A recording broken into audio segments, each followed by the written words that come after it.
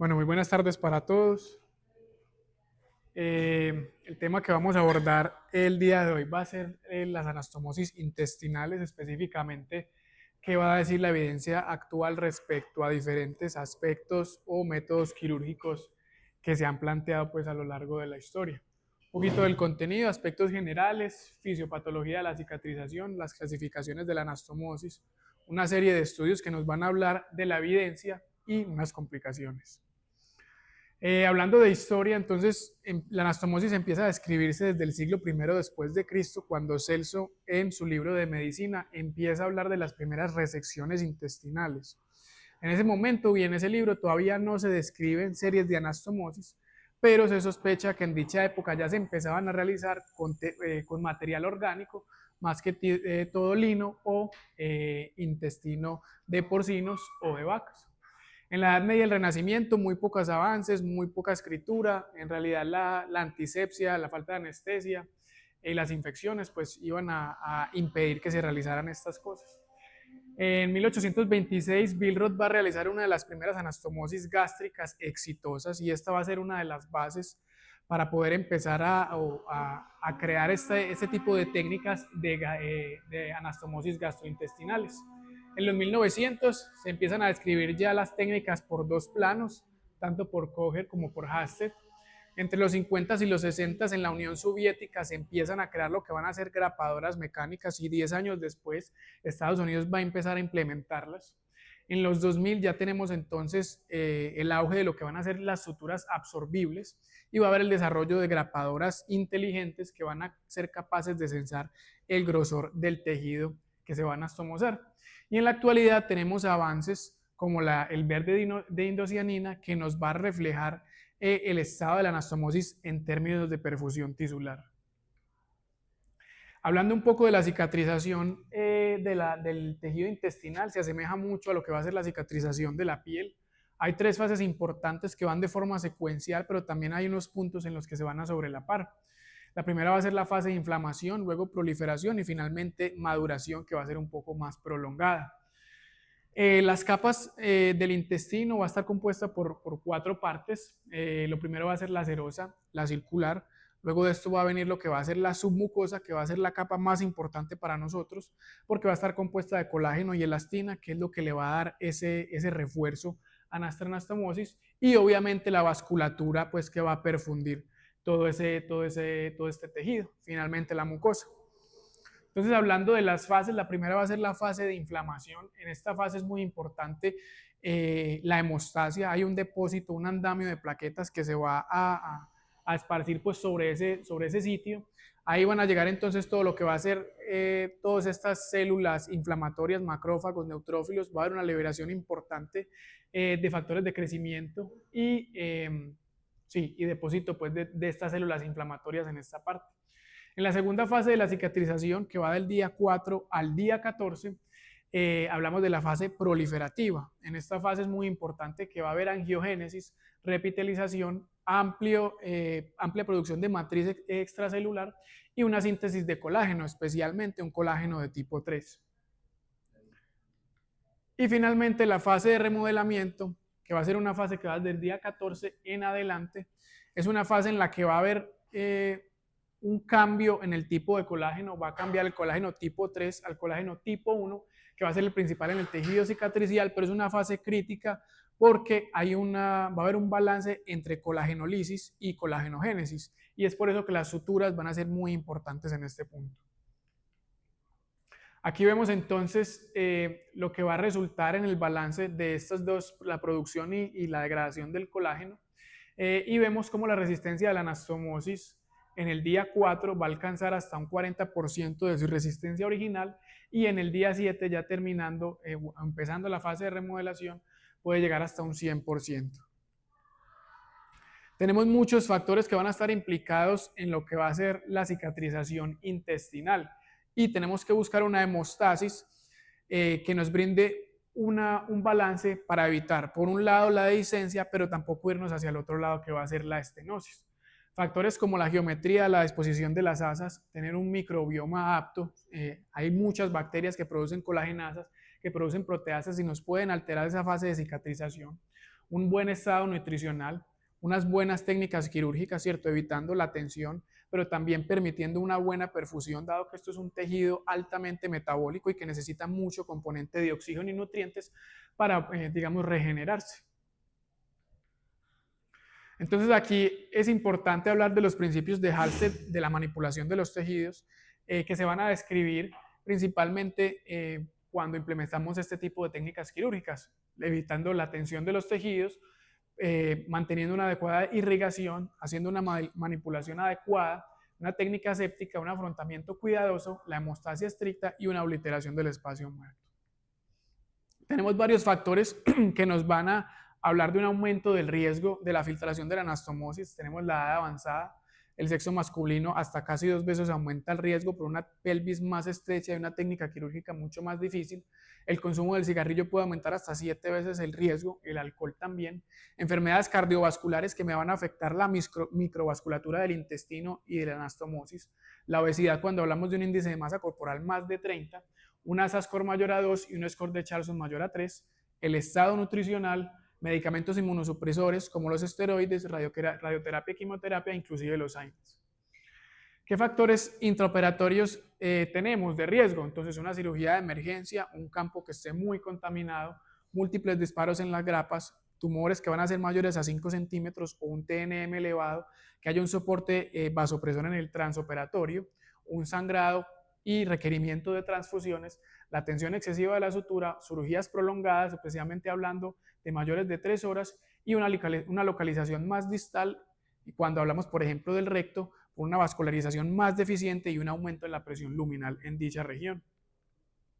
Y finalmente, factores posoperatorios, como lo son la anemia, cuando tenemos hemoglobina baja, por obvias razones vamos a tener un transporte de oxígeno mucho más deficiente en una zona que es muy activa metabólicamente y que necesita pues de este oxígeno bastante.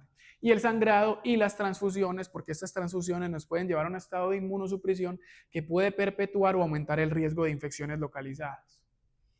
Vamos a hablar entonces de la clasificación de las anastomosis. Primero, respecto a la orientación de las asas, tenemos una que va a ser laterolateral, otra que va a ser término-terminal, tenemos las terminolaterales y los lateroterminales. ¿Cómo se pueden realizar estas anastomosis? En un plano o dos planos cuando hablamos de suturas manuales, con puntos continuos o separados, o la técnica ya sea manual o mecánica. Hablando entonces de lo que va a ser la orientación de las asas, tenemos dos tipos de disposiciones. La primera va a ser la antiperistáltica, en la que se ubican las dos asas paralelas. Se dice que esta geometría o esta disposición va a actuar como una pseudoválvula y va a prevenir lo que va a ser el reflujo coloileal. También se ha demostrado en estudios que va a disminuir el hilio postoperatorio, pero que va a requerir una mayor movilización de las asas.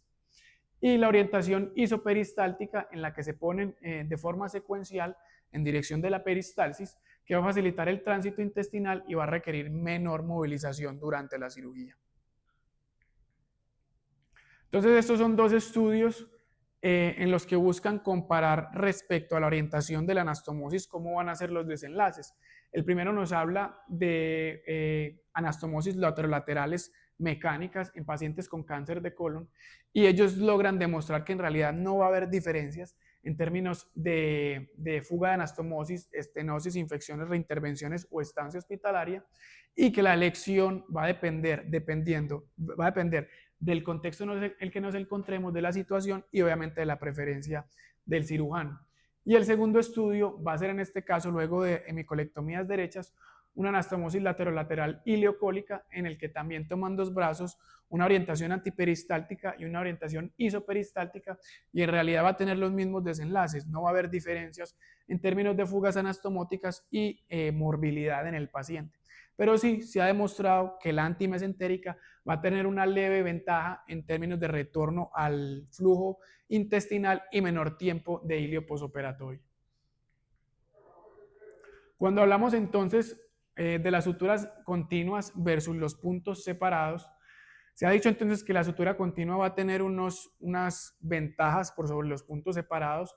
Primero, que va a favorecer la hemostasia, va a ser un sello más hermético y va a requerir menos tiempo quirúrgico. Sin embargo, por eso vamos a tener un riesgo aumentado de causar isquemia en la anastomosis, Y otro punto importante es que la integridad de esa sutura va a depender de un solo punto inicial.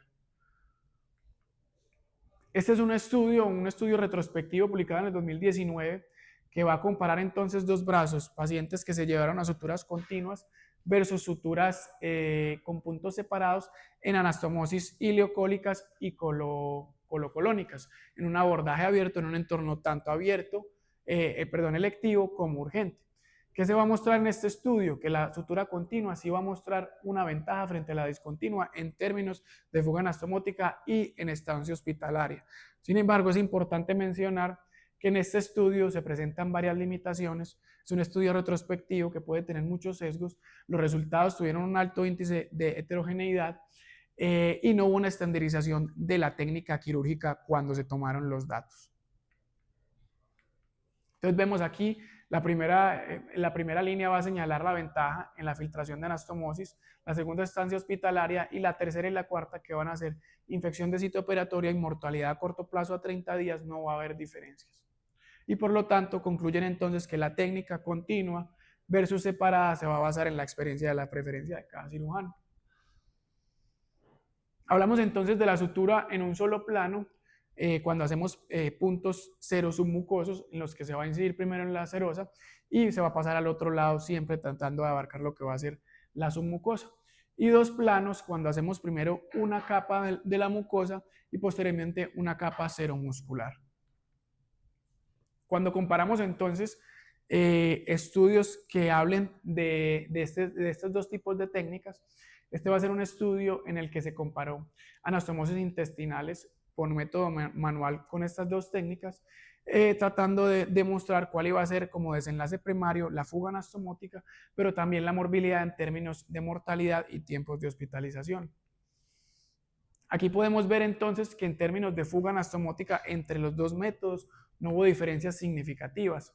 En mortalidad tampoco hubo diferencias significativas y en estancia hospitalaria tampoco hubo diferencias significativas. Lo único que encontraron fue un mayor porcentaje de infecciones de sitio operatorio cuando se realizaban suturas en dos planos, aunque estos datos eventualmente no fueron estadísticamente significativos.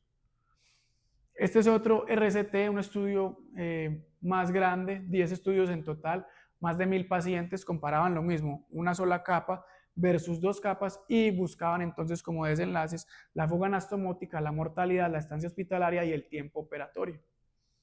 ¿Qué lograron ver respecto a fuga anastomótica? No diferencias en 9 de los 10 estudios.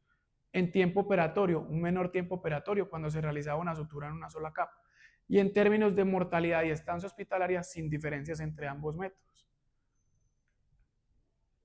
Por lo tanto, se ha demostrado entonces que la sutura en dos planos no va a disminuir el riesgo de filtración, va a adicionar tiempo y va a aumentar los costos de los recursos. Cuando hablamos del material de sutura manual, lo que se recomienda entonces es usar calibres 3 o 4 ceros, ¿cierto? Tratar de usar suturas que causen mínima inflamación y reacción tisular, pero siempre tratando de mantener una fuerza tensil y una absorción un poco más retardada para que le dé tiempo a esas fases de cicatrización de mi intestino digamos, a empatar bien la anastomosis.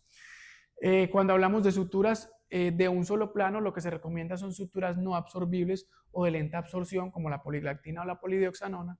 Y cuando hablamos entonces de dos planos, se usarían estas dos para un plano profundo, un plano mucoso, pero para ya los planos más superficiales se podrían usar entonces suturas no absorbibles. Hay algo importante y sé que es controversial y que no es muy usado en nuestro medio y van a ser los sellantes de fibrina. Estos se van a implementar inicialmente como agentes hemostáticos y son componentes biológicos compuestos de fibrina y trombina. Existen estudios que los respaldan, existen estudios que los demeritan. La evidencia es, digamos, es muy diferente, no es robusta, pero lo que sí hay que tener en cuenta es que no va a corregir la isquemia, no va a corregir la tensión y no va a ser un pegamento pues como milagroso. Sin embargo, traigo esto a colación porque encontré una revisión sistemática interesante, un metaanálisis publicado en el 2022, recogió 15 estudios en total, de ellos 5 RCTs y un total de 3.630 pacientes. Se tomaron entonces dos brazos, un brazo de intervención en los que a la anastomosis se le adicionó una capa de un sellante de fibrina y un brazo de control en el que no se le adicionó este brazo de fibrina, en diferentes sitios de anastomosis, en esófago, esófago yeyuno, gastroyeyuno, en colon y recto, buscando entonces evaluar cómo iba a ser la tasa de filtración de anastomosis, reoperación, complicaciones mayores, mortalidad y estancia hospitalaria. Y aquí me encontré con algo, digamos que me sorprendió, porque vemos que en los resultados, en tanto como fuga anastomótica, como reintervención, aquellos pacientes que fueron a la anastomosis le fue adicionado estos sellantes de fibrina, iban a tener mejores desenlaces, iba a haber una mayor favorabilidad. Cuando se usaban estos con una heterogeneidad muy, bueno, casi nula entre los diferentes estudios. Y en términos de reintervención, también íbamos a encontrar que iba a haber unas diferencias estadísticamente significativas con un bajo índice de heterogeneidad. Al igual que iba a disminuir las complicaciones mayores, acortar la estancia hospitalaria, pero en términos de mortalidad no iba a haber un impacto diferencial. Y finalmente vamos a hablar entonces de lo que va a ser las comparaciones entre anastomosis manuales y anastomosis mecánicas en los diferentes tipos o sitios de anastomosis: esofagogástrica, gastroentérica, enteroentérica, ileocólica y colorectal. La primera, entonces, tenemos este metaanálisis publicado en el 2015, en el que van a comparar suturas manuales con suturas lineales de grapa en anastomosis esofagogástricas, buscando mirar los desenlaces en términos de fuga anastomótica. ¿Qué van a encontrar? En el primer cuadro, entonces, vemos que es un global de todos los pacientes y que se va a observar que la sutura mecánica lineal va a reducir el riesgo de fuga cuando se compara entonces con la sutura manual. Esto luego se va a subdividir en dos grupos: cuando realizamos la anastomosis en localización cervical o cuando realizamos la anastomosis en localización torácica. Cuando se realizó a nivel cervical, se observó también un beneficio a favor de lo que iban a hacer entonces las suturas mecánicas, pero cuando se evaluó la anastomosis a nivel torácico no iba a haber una diferencia significativa. Y aquí entonces también van a evaluar cuál va a ser el porcentaje o la tasa de estenosis cuando se implementaban alguno de estos dos métodos, y se ve o se favorece también entonces el grupo de suturas lineales versus el grupo de suturas manuales. Este es otro estudio, otra revisión sistemática y otro metaanálisis, pero en este caso, además de evaluar lo que iban a hacer suturas manuales y suturas mecánicas, también iban a tener en cuenta las grapadoras circulares. Iban a evaluar lo mismo: fuga anastomótica y estenosis de la anastomosis. ¿Qué ven entonces en los primeros resultados? La sutura lineal va a ofrecer mejores desenlaces en términos de fuga anastomótica cuando se compara con la sutura manual, y va a ser muy similar entonces cuando se compara con la sutura circular, pero la circular no va a tener diferencia cuando se hacen comparaciones con la sutura circular. Y la mortalidad entonces también va a ser mucho menor cuando se emplean suturas lineales que cuando se emplean suturas manuales. Y en términos de estenosis de las anastomosis, la sutura lineal mecánica también va a mostrar ventajas sobre la sutura manual.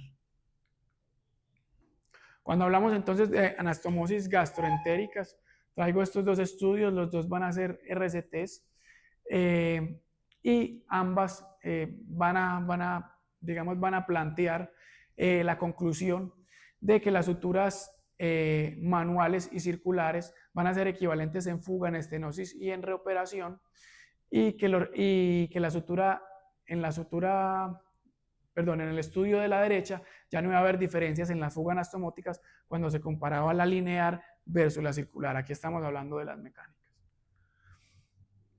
Ya hablando entonces de las anastomosis enteroentéricas, iban a comparar las manuales versus las suturas mecánicas en cierres de iliostomía. Es un estudio que tiene muchos pacientes, casi 5.000 pacientes, y se iban a separar en dos brazos: un grupo con sutura manual, un grupo con sutura mecánica, observando también entonces desenlaces como fuga de anastomosis y morbilidad perioperatoria.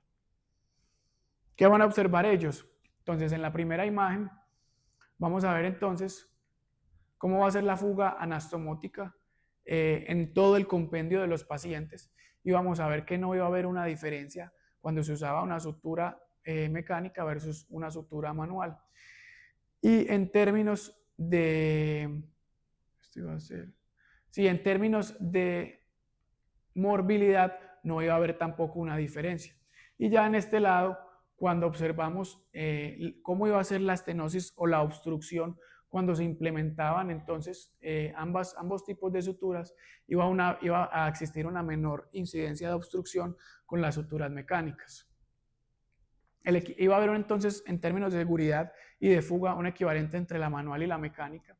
La morbilidad funcional en términos de hilio posoperatorio y obstrucción iba a ser mucho menor cuando se implementaban suturas mecánicas. Esto, la hipótesis era de que había un lumen más amplio que cuando se implementaban entonces suturas manuales, y había un riesgo discreto de sangrado más elevado en las suturas mecánicas, pero que en términos absolutos no iba a ser muy común.